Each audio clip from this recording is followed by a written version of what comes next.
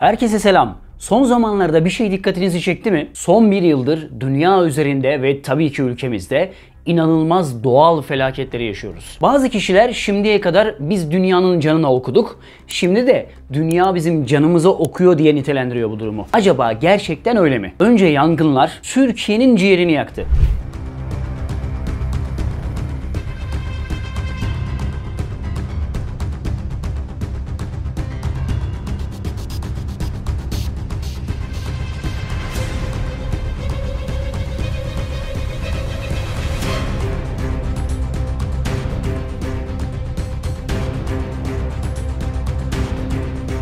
Ardından tarihinde hiç sel görülmemiş illerimizde dahi sel felaketleri. Rize, Van, Kastamonu, Sinop, daha yeni de Erzurum'da sel felaketini gördük. Bu felaketler sadece Türkiye'de olmuyor bu arada. Dünyanın pek çok yerinde var ve enteresan tarafı tüm dünyada yangınlar aynı anda başladı. Gerçi o yangınları şu malum derginin kapağında açık iki kez göstermişlerdi. Yangınlar bitti. Bu kez de aynı anda dünyanın birçok yerinde sel felaketleri yaşanmaya başladı. 2016 yılında Harp kitabını yazdığımızda kitabın içinde anlattıklarımızın asla mümkün olmayacağını söyleyenler vardı. Ama bugün o kitapta yazdıklarımızın hepsi gerçekleşti. Örneğin Çin elektromanyetik dalgalar kullanarak yağmur yağdırdı ve küçük çaplı tsunami oluşturdu. Yine 2021 yılı içinde Dubai çok sıcak havalar sebebiyle harp teknikleri temelinde yağmur yağdırdı. Yapay yağmur yani. Amerika ise bulut makinesiyle yapay bulutlar oluşturulabiliyor uzun zamandır. Bunu da bangır bangır yayınlıyor adamlar.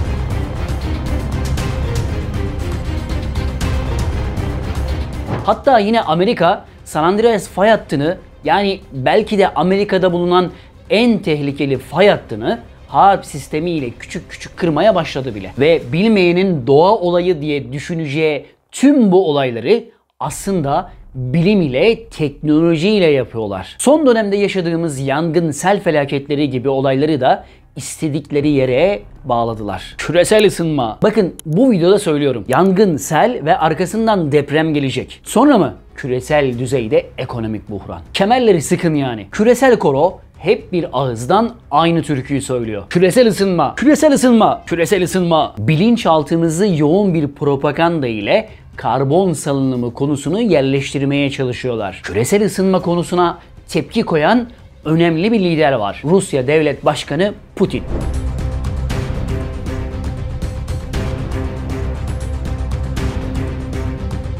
Rusya'da hipersonik casusluk yaptığı gerekçesiyle bilimin başındaki en önemli isim Alexander Kuranov vatana ihanet suçundan geçtiğimiz günlerde tutuklandı. Niye biliyor musunuz? Çünkü Amerika hiçbir şekilde Putin'i istemiyor ve bu yüzden üzerine gitmeye her seferinde devam ediyor. İtibarsızlaştırmak istiyor kısacası. Çünkü Putin gözlerinin içine baka baka küresel ısınma önlemleri adı altında yapılanlar devam ederse insanlara mağaralara döner diyordu. Ve karşı çıkıyordu bu oyuna.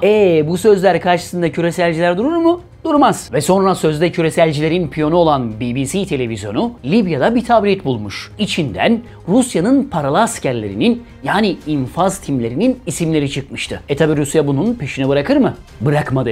Sonra anlaşıldı ki ortada bir tablet yoktu. Her şey düzmeceydi. Amerikan istihbaratı CIA ve BBC televizyonu ortaklaşa bir operasyon çekmişti Putin'e. Aslında bu bilgileri veren kişi hipersonik teknolojiler uzmanı Alexander Kuranov'dan başkası değildi yani. Kısaca küreselciler küresel ısınma planının önünde kim varsa ezip geçmek istiyordu. Tabii Putin küresel ısınma dayatmalarına boşuna karşı çıkmıyor. O da devletini ve kendisini düşünüyor.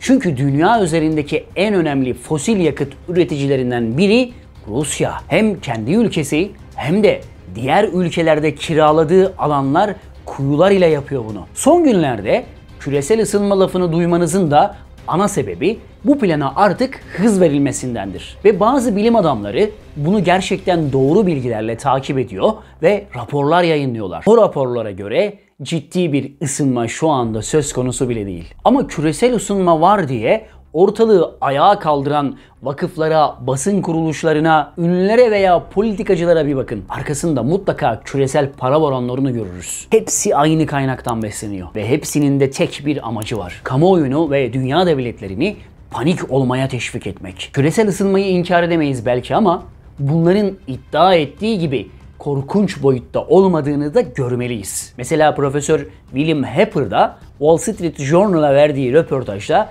iklim değişikliği hakkında abartılan bir korku hikayesi diyordu. Bunu söyleyen, yıllarca küresel ısınma konusunu araştıran profesör sokaktan geçen Ahmet amca değil ha. Mesela Freeman Dyson ismini hiç duydunuz mu? Şu anda Einstein'ın koltuğunda oturan adam. Çok önemli bir fizik profesörü. İnsan kaynaklı iklim değişikliği kendisine sorulduğunda ne diyor biliyor musunuz? Saçmalık. Evet, saçmalık diyor. Mesela şöyle benim yaşımdaki kişiler hatırlayacaktır. Televizyonlarda, reklamlarda, gazetelerde, haberlerde, her yerde ne duyuyorduk bir hatırlayın. Çalıştırın saksıyı. Küresel ısınma sebebiyle, küresel iklim değişikliği sebebiyle kutup ayılarının neslinde çok önemli bir azalma var diyorlardı o zaman. O zamanki iddialarına göre gelecek 20 yılda kutup ayısı nesli yok olacaktı. Şu anda günümüzde asla böyle bir haber göremezsiniz. Gören var mı? Var mı abi? Sen? Yani hiçbir yerde artık kutup ayılarının nesli küresel ısınma, iklim değişikliği sebebiyle yok oluyor falan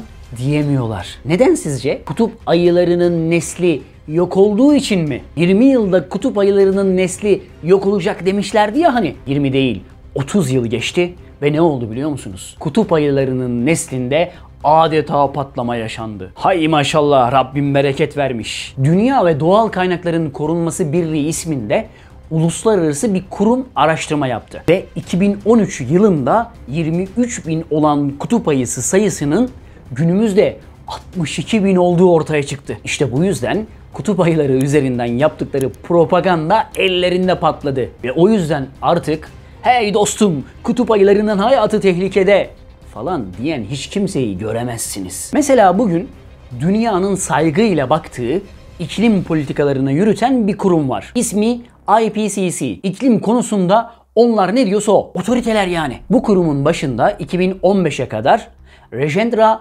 Pachauri isminde bir adam vardı. Belki soy ismini yanlış söylüyor olabilirim. Bu adam kalktı, dedi ki biz bir araştırma yaptık. Bir rapor hazırladık. Himalaya dağlarındaki buzullar 2035 yılına kadar yok olabilir. Bu yüzden küresel iklimin durdurulması adına hızla çalışmalar yapmalıyız dedi kendileri. Tabi hemen etrafında şakşakçılar hazır. Basınlar, medyalar, işte bankalar, iş adamları, bürokratlar vesaire. Dünya ayağa kalktı. Milyon dolarlar aktı. Bankalar, vakıflar, çalışma yapılsın.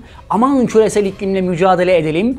Aman küresel ısınmayı durduralım da buzullar erimesin diye ortalık yıkıldı. Sonra çok komik bir şey oldu abi. Hindistan hükümeti çıkıp dedi ki yo biz ölçtük, hiç öyle bir tehlike yok. Hayda, buyur buradan yak. Pachauri hemen açıklama yaptı. Hindistan'ın ölçümü bizim ölçüm standartlarımızın çok altında dedi. Hindistan hükümeti durur mu? Sizin raporunuzun hiçbir teknik temel dayanağı yoktur. Varsa çıkarın gösterin. Bakın bizim teknik analiz raporlarımız burada dedi Hindistan yönetimi. Sonra ne oldu biliyor musunuz? Dünyaya ayağa kaldıran kurumun başındaki adam, yani Pachauri, kendi yönettiği kuruma bir araştırma yaptırmış. Yani kendi ticari kurumuna araştırma yaptırıyor uyanık. Araştırmayı yapan da Hindistan hükümetini sevmeyen, sıradan buzul uzmanı olan Seyit Hasnain isimli bir adam. Koskoca dünya bankaları, koskoca dünya devletleri, koskoca büyük gazeteler, kanallar, Himalayalar eriyor diye ortalığı ayağa kaldırdı ama bu da ellerinde patladı. Sonra IPCC çıktı, pardon biz hata etmişiz, özür dileriz dedi. Ne kadar kolay değil mi? İşte bizi böyle kandırıyorlar. Himalaya dağları eriyor diye günlerce haber yapanlar bu sahtekarlıkla düzenlenen rapordan sonra kurumun özür dilemesini haber yapmadılar bile. Himalaya dağları eriyor diye ortalığı ayağa kaldırdılar ama bu sahtekarlık ortaya çıkınca kurumun özür dilemesini insanlara göstermediler. Bu ikiyüzlülük değil mi abi? Tıpkı şu an aşı olmadı, öldü diye haber yapılan ama aşı olduğu halde ölenlerden bahsedilmeyen haberlerinin yapılmadığı gibi. Yani kısaca şu an küresel ısınma şüphelerle dolu bir iddia. Neden biliyor musunuz? Birleşmiş Milletler bünyesinde faaliyet gösteren bir kurul raporu yayınladı. Rapor herkesi şok etti. Küresel baronları ise rahatsız etti. Neden peki? Çünkü o rapora göre 1997'den beri küresel ölçekte belirgin bir artışın olmadığını ve bunun 2017'ye kadar da olmayacağını söylediler. Oysa küreselciler hep bir ağızdan, ki buna Türkiye'deki piyonları da dahil, küresel ısınmanın inanılmaz arttığını, bu nedenle acil müdahale edilmesi gerektiğini söylüyorlardı. Bu da ellerinde patladı. Ve bunu tam 1950 yılından beri yapıyorlardı. Biyolojik terör kitabımızda anlatmıştık. Küresel ısınma yalanıyla bizi böcek gibi ilaçlamaya devam ediyorlar diye. Tabii bunun devletleri ilgilendiren başka bir tarafı da var. Uluslararası dev şirketler, yani sözde küresel ısınma ile mücadele eden şirketler, ki bunların arkasında Rothschild'lar gibi büyük aileler var, Dünya Koruma Bankası isminde bir yapılanma kurdular. Başındaki isim Maurice Strong. Bu adam Rothschild'ların sağ kolu abi. Şeceresine bakın anlarsınız. Devletlerden her yıl tonlarca dolar karbon salınımı vergisi alıyorlar. Türkiye'den de alıyorlarmış. Ya kardeşim, dolandırılıyoruz dünya milletleri olarak ya. Küresel bir çete tarafından her yıl milyonlarca dolar ödüyor devletler küresel ısınmayla mücadele diye. Üstelik bizim verdiğimiz paralarla, tepemizden chemtrail uçaklarıyla alüminyum ve baryum yağdırıyorlar tepemize. İşte bu yüzden bu yalanın devam etmesi gerekiyor. İklim değişikliği zihinleri hedef alan, korku ve panik üzerine kurulan emperyalizm tuzağıdır. Gökyüzünde sizi chemtrail uçakları ile zehirlemek için iklim değişikliği, küresel ısınma yalanına her zaman ihtiyaç vardır. Eğer biz uyanmazsak, eğer biz gözümüzü açmazsak bize bu ve benzeri yalanları yutturmaya devam edecekler.